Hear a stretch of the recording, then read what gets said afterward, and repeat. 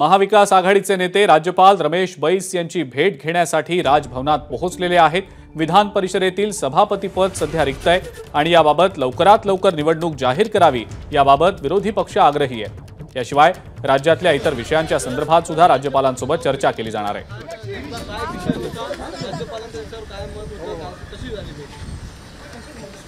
महाराष्ट्र विधिमंडळातील विधान परिषदेचं सभापतीपद मागच्या 2.5 वर्षापासून रिक्त आहे। या बाबतीत वारंवार सर्व सदस्यांनी विधान परिषदेच्या सभापतीची निवड व्हावी अशी भूमिका मांडलेली।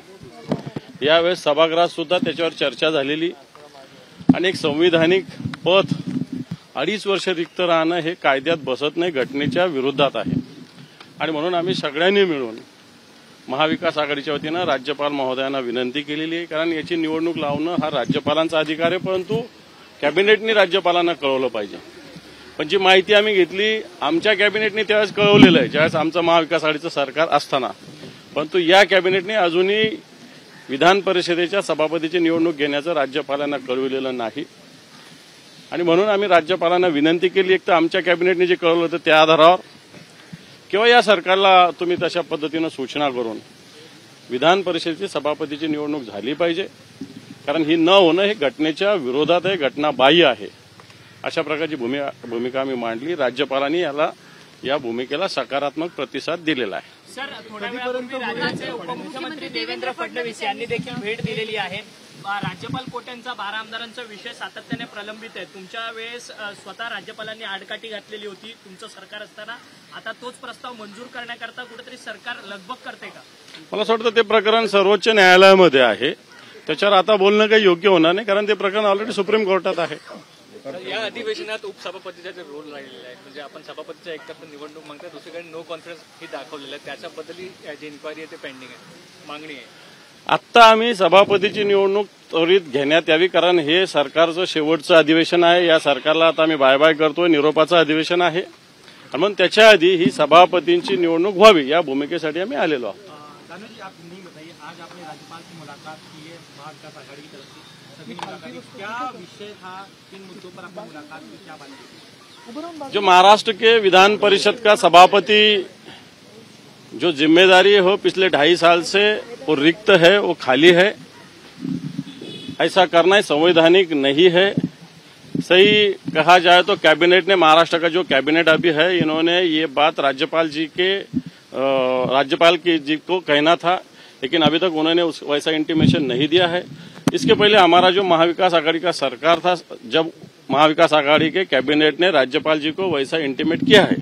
हमारी अब मांग है विधान परिषद के सभी सदस्यों की, महाविकास आघाड़ी की, कि विधान परिषद सभापति जो है वो तुरंत ये संवैधानिक पद पे नया व्यक्ति चुने जाना चाहिए, ये हमारी भूमिका है। राज्यपाल ने क्या आपको आश्वासन दिया? राज्यपाल जी ने हमको इसमें पॉजिटिव सकारात्मक प्रतिसाद दिया है। शायद हो सकती है ये चुनाव जल्द, नहीं ये नहीं पता।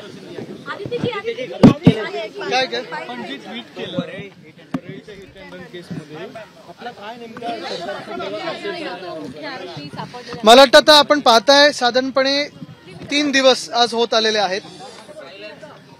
ह्या 3 दिवसात अनेक वेगळ्या वेगळ्या गोष्टींवर घटनाबाह्य मुख्यमंत्र्यांनी सांगून दिलेलं आहे की तुम्ही ह्याच्यावर कारवाई करा, त्याच्यावर कारवाई करा, नाकाबंदी लावा, अमुक करा, तमुक करा, हे सगळं तर झालंच पाहिजे होतं। पण मूळ गोष्ट हे आहे की मिहिर राजेश शाह जो कल्प्रिट आहे, जो अक्युज्ड आहे, त्याला अजून का नाही पकडले? आमच्याकडे कोळीवाड्यात ज्या महिलेला उडवलं त्यांनी, फरफटत नेलं, परत गाडीने उडवलं दुसऱ्यांदा, हे एवढं भयानक प्रकार झालेला आहे। आपण पाहतोय ते जे नाकवा आहेत ते देखील मला वाटतं काही चान्सेस सांगत होते तो कसा प्रकार घडला तो, आणि हे पूर्ण ते सांगतात ते ऐकू पण शकत नाही, एवढं मन थक्क करून देणारं अशी गोष्ट झालेली आहे। आणि कुठे ना कुठेतरी गृह खातं आपलं कार्यरत आहे की नाही हाच मोठा प्रश्न पडत आहे। दुसरी बाजू हीच आहे की जर उलटं झालं असतं तर किती वेळात त्यांनी पकडलं असतं? आज मिहिर शाहला हे खोके सरकार का नाही पकडत आहे हा एक महत्वाचा विषय झालेला, आणि किती दिवसात पकडणार, किती वेळ लागणार आहे? म्हणजे एवढी मोठी घटना झाल्यानंतर सगळी तुमच्याकडे यंत्रणा आहे, इंटेलिजन्स एजन्सी आहे, सीसीटीव्ही आहे, तरी तुम्ही पकडू नाही शकत? काय निबंध लिहायला थांबलेले आहात का तुम्ही? हा एक मुख्य विषय झालाच आहे। 72 घंटे हो गए, अभी भी कथित स्कॉटलैंड यार्ड आरोपों तक पहुंच चुका है, क्या दबाव है या फिर जानबूझ के? गृह मंत्री ने ये जवाब देना जरूरी है, इलीगल सीएम ने ये देना जरूरी है।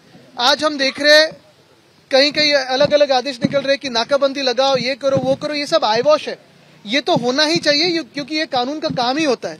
लेकिन कानून का काम ये भी है कि जो अक्यूज्ड है उसे तुरंत पकड़ा जाए। हमारे यहाँ हमारे शहर में सीसीटीवी का नेटवर्क है, इंटेलिजेंस है, सब है, तो फिर ये मिहिर शाह को क्यों नहीं पकड़ते हैं, ये मेरा सवाल है। व्हिडिओ जो आहे अंबानी यांच्या एका कार्यक्रमामध्ये नाचतानाचा व्हिडिओ आहे, त्या व्हिडिओवरनं सत्ताधारी जे नेते आहेत टीका करताना पाहायला मिळतात। काय टीका करतात?